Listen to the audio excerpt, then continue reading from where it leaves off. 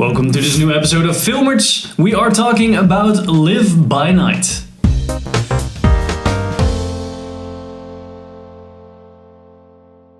I'm Henk and I'm here with Pim and Sander.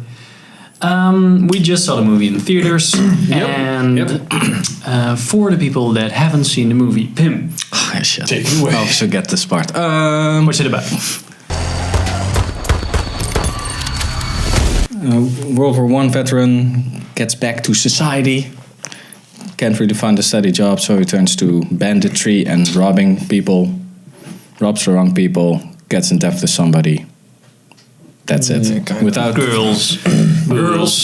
of course. Yep. It's Without not about spoiling the too much. probation. Probation. Probation. Probation. Probation. No, probation. He's on probation. Snip. Well, it's from Ben Affleck. It's with Ben Affleck. Directed and screenplay. And screenplay Yeah.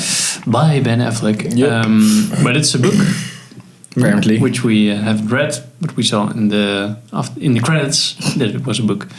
Yeah. Well, Sander, first thoughts.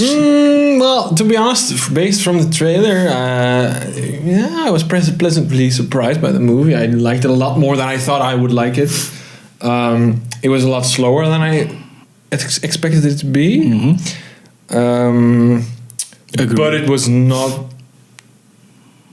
I don't know. It's not one of the not one of my favorites. Let's put it that way. It wasn't an instant classic. No.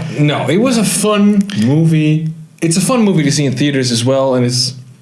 Yeah, I don't know. I don't really have that much. Like, I'm not that excited about it or something like that. No. I enjoyed myself. I liked it more than I thought I would like it, but that's about it. All right. I just like Ben Affleck as a director, so that was a plus for me. Yeah, it's beginning to get into the director's realm. To be the next Clint Eastwood, man. Yeah, just like, oh, he made a movie. Oh, right.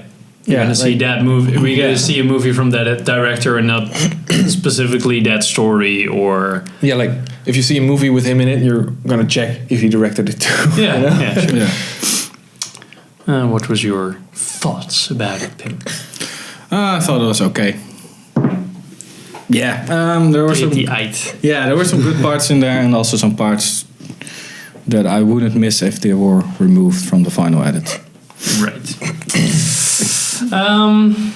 Well, like halfway into the movie, I thought to myself, oh, it's kind of like a Michael Mann movie. Okay, if I look well, Explain yourself. well, like the pacing of the movie. Like it never gets to there aren't the normal Hollywood peaks in there. No, that's very true. Like normally in a Hollywood film you get like the first bomb. Well, there was the chase here. That was alright. Yeah, but how is that Michael Mann?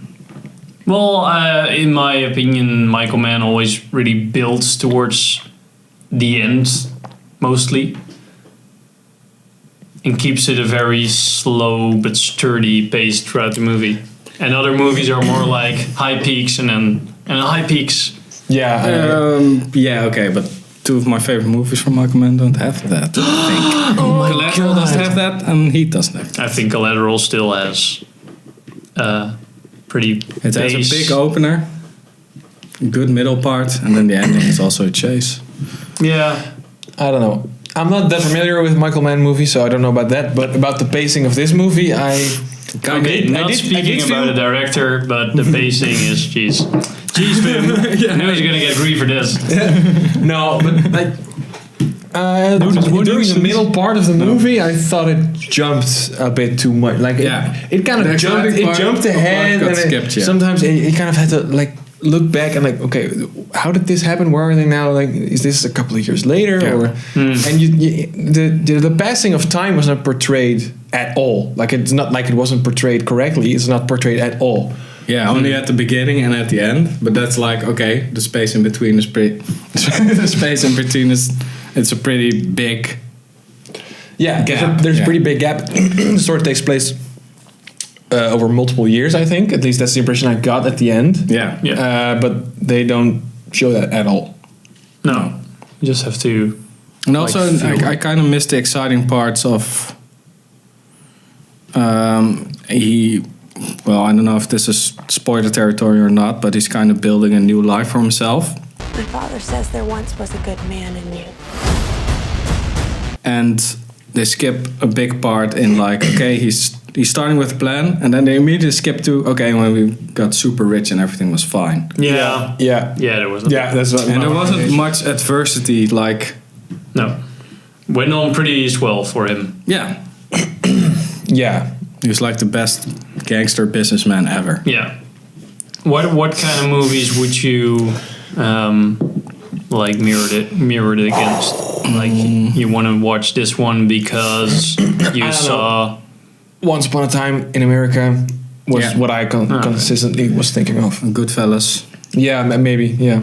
I was thinking about American Gangster because it's really focusing on one gangster in his period, in his like. Reign. I haven't seen that one, but maybe. I can imagine. Yeah. What are you, racist? Denzel, man. Denzel. No, I don't know. Maybe. I haven't seen that much of it, but Boardwalk Empire, maybe. Yeah, because of the time period too. Al Capone. Yeah, right. That's really the specific period. Yeah. Which is yeah, it's a gangster movie, so you're watching a gangster grow, Do and, gangster stuff. do gangster stuff, and well, in my short opinion, I would say there was a lot of love interest, but not too much. But Kind of got annoying though. yeah, It was not relevant to the plot at all. That's No. why I made your grip with it. I don't mind the the love amount of story. times they showed it, I'm like, okay, I get it. yeah. I get it. Okay, move on. Come on. Like, Yeah. yeah. It wasn't it was a sub theme of the movie, but For me, it was also really weird because it was kind of set up as like a big plot device because Zoe Saldana, his love interest, was the sisters of one of the big guys at the place he kind of took over, and I kind of thought that it would get him into trouble at a later Yeah. stage in the movie, you know. But it didn't have anything to do with it. could have Nothing been happened. relevant.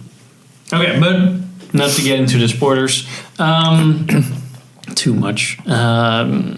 Would you recommend it to specific people or just it's all right or see it? If you like gangster movies, maybe I don't know. It's okay, and cinematography was good, Yeah, I agree. but I don't know. You can also watch it on Netflix if it Yeah. comes out on Netflix. Yeah, for me, it's just I don't know, man. It's just not that.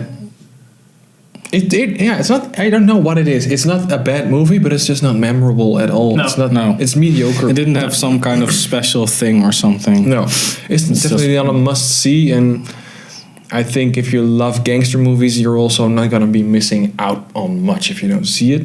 No. No. So then I guess it's not that good of a movie. I don't know. Maybe it's just that there are a lot of other gangster movies which are Maybe I don't know. I don't know. It's a tough call for me. I don't know what it is, but it's just. But not, I agree. When I walked out of the theater, I was like, yeah. Yeah, it's Sure, like yeah. you shrug. It's a shrug it off kind of Yeah. movie. You know? Yeah. You walk out of the theater tomorrow, you forgot you went Like to somebody the theater. saw it. Well, which movie did you see last night? Yeah, Night. yeah. Ben Affleck. It was about Ben Affleck. Yeah. What's the big guy with him? All right. Well, that wraps it up for our short review on Live by Night. We are now going into spoiler territory. So we're talking about the movie with all spoilers. So if you haven't seen the movie yet, stop watching and go watch the movie if you want to. If you already have seen the movie, you can go ahead and come with us to the spoiler review. So, see you there. In-depth discussion.